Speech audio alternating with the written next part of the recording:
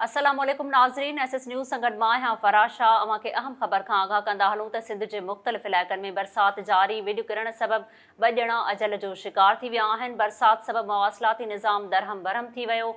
केतिरनि ई इलाइक़नि में पाणी भीजी वियो। एसएस न्यूज़ जे नुमाइंदनि मूजिबि कराची, हैदराबाद, बदीन ऐं ॿियनि शहरनि में वक़्फ़े सां बरसात जारी आहे। कराचीअ में चौमासे जे बरसातुनि जो सिलसिलो अॼु बि जारी रहियो। शहर में पवंदड़ बरसात हुकूमती दावाउनि जा पोल खोले छॾिया।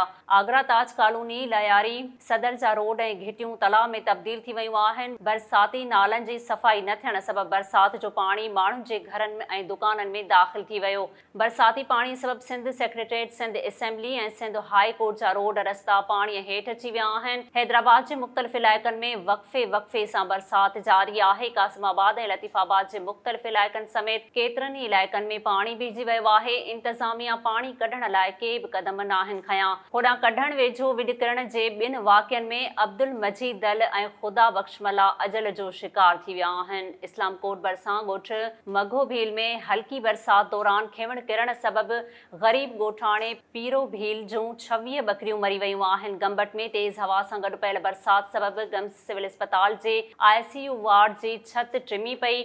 बरसात जो पाणी छिति मां वार्ड में वही आयो, जंहिं सबबि मरीज़नि खे सख़्त तकलीफ़ुनि खे मुंहुं ॾियणो पियो। छिति वहण करे दाख़िल मरीज़नि खे ॿिए वार्ड में मुंतक़िल कयो वियो, जॾहिं त बरसात जो पाणी सिविल अस्पताल जे ॿियनि मुख़्तलिफ़ वार्डनि में दाख़िल थी वियो। कोटड़ी साइड में अधु कलाक जी चौमासी बरसात सबबि रोड रस्ता ऐं घिटियूं दरियाह जो ॾेख ॾियण लॻियूं। गटरनि ऐं नालनि जो गंदो पाणी वाजिद परी क़ब्रिस्तान में काहे पियो।